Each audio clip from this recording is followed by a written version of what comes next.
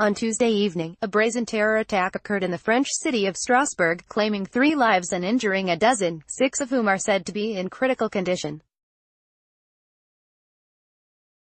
The suspect was known to police as an Islamic extremist and has been identified as 29-year-old Sharif Cheket. The suspected shooter evaded capture from a police dragnet and is still on the run, prompting fears of a follow-up attack. The suspect was shot and injured by soldiers guarding the Christmas market in Strasbourg, but escaped in a hijacked taxi. Sharif Cheket is said to be on a watch list of around 26,000 people, of whom 10,000 are believed to have been radicalized. He had previously served prison sentences in France and Germany for common law offenses and fought twice with security forces. It's worth noting that although the Western powers are ostensibly fighting a war against terrorism, they had worked hand in glove with the Islamic jihadists from 2011 to 2014 to topple the hostile regimes of Gaddafi in Libya and Bashar al-Assad in Syria. In line with their foreign policy, Britain, France and Germany gave a free hand to the Islamic jihadists and their patrons based in those countries to wage proxy wars against the governments in Libya and Syria. France was particularly vulnerable because it has a large Muslim diaspora from its former North African colonies. The 7-year-long conflict in Syria that gave birth to scores of militant groups, including the Islamic State, and after the conflict spilled across the border into neighboring Iraq in early 2014 was directly responsible for the spate of Islamic State-inspired terror attacks in Europe from 2015 to 2017, since the beginning of the Syrian conflict in August 2011 to June 2014, when the Islamic State overran Mosul and Anbar in Iraq. An informal pact existed between the Western powers, their regional Sunni allies and jihadists of the Middle East against the Shia-Iranian axis. In accordance with the pact, militants were trained and armed in the training camps located in the border regions of Turkey and Jordan to battle the Syrian government. This arrangement of an informal pact between the Western powers and the jihadists of the Middle East against the Iranian axis worked well up to August 2014, when the Obama administration made a volte-face on its previous regime change policy in Syria and began conducting airstrikes against one group of Sunni militants battling the Syrian government, the Islamic State, after the latter overstepped its mandate in Syria and overran Mosul and Anbar in Iraq, from where the U.S. had withdrawn its troops only a couple of years ago in December 2011. After this reversal of policy in Syria by the Western powers and the subsequent Russian military intervention on the side of the Syrian government in September 2015, the momentum of jihadists' expansion in Syria and Iraq stalled, and they felt that their Western patrons had committed a treachery against the Sunni jihadists' cause. That's why they were infuriated and rose up in arms to exact revenge for this betrayal.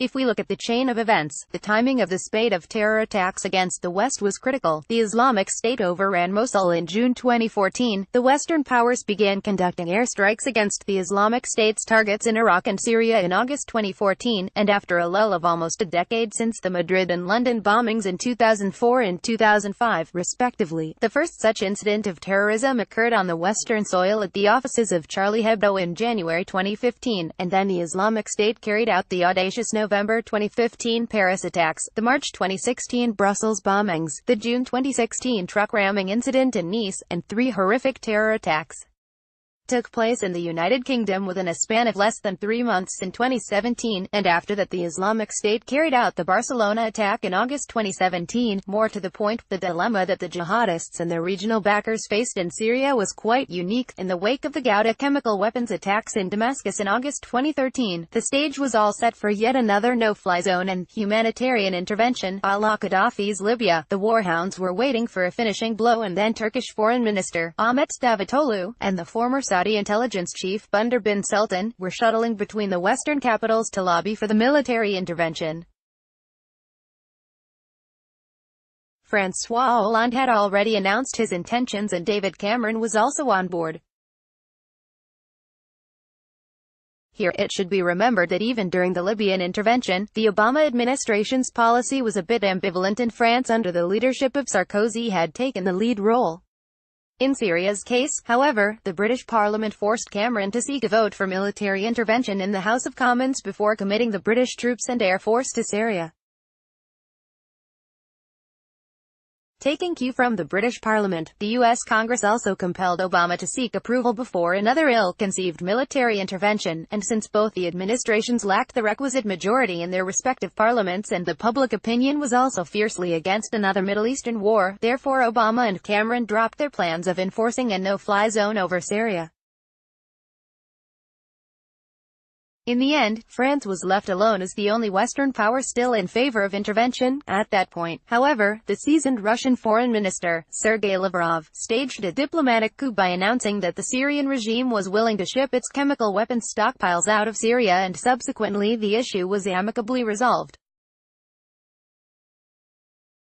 Turkey, Jordan and the Gulf Arab states, the main beneficiaries of the Sunni jihad against the Shia-led government in Syria, however, had lost a golden opportunity to deal a fatal blow to their regional rivals. To add insult to the injury, the Islamic State, one of the numerous Sunni Arab militant outfits fighting in Syria, overstepped its mandate in Syria and overran Mosul and Anbar in Iraq in 2014, from where the U.S. troops had withdrawn only a couple of years ago in December 2011. Additionally, when the graphic images and videos of Islamic State's executions surfaced on the internet, the Western powers were left with no other choice but to adopt some countermeasures to show that they were still sincere in pursuing their dubious war on terror policy. At the same time, however, they assured their Turkish, Jordanian and Gulf Arab allies that despite fighting a war against the maverick jihadist outfit, the Islamic State, the Western policy of training and arming the so-called moderate Syrian militants will continue apace, and that Bashar al-Assad's days were numbered, one way or the other. Moreover, declaring the war against the Islamic State in August 2014 served another purpose too. In order to commit the U.S. Air Force to Syria and Iraq, the Obama administration needed the approval of the U.S. Congress, which was not available, as I have already mentioned. But by declaring a war against the Islamic State, which is a designated terrorist organization, the Obama administration availed itself of the war on terror provisions in the U.S. laws and thus circumvented the U.S. Congress. But then Russia threw a spanner in the works of NATO and its Gulf Arab allies in September 2015 by its surreptitious military buildup in Latakia that was executed with an element of surprise unheard of since General Rommel, the Desert Fox. And now Turkey, Jordan, the Gulf Arab states and their jihadist proxies in Syria find themselves at the receiving end in the Syrian conflict. Keeping this background of the quagmire created by the Western powers in Syria and Iraq to appease their regional allies, Israel and the Gulf states, in mind, it becomes amply clear that the Western powers are not sincere in pursuing their dubious war on terror policy, as they have worked hand in glove with the Islamic jihadists in the Middle East. Then how is it possible that a terror attack has occurred in Strasbourg when the Yellow Vests demonstrations have taken France by storm, which are demanding reduction in fuel tax, the reintroduction of wealth tax on large businesses, the raising of the minimum wage, and the resignation of the former investment banker and current president of France, Emmanuel Macron?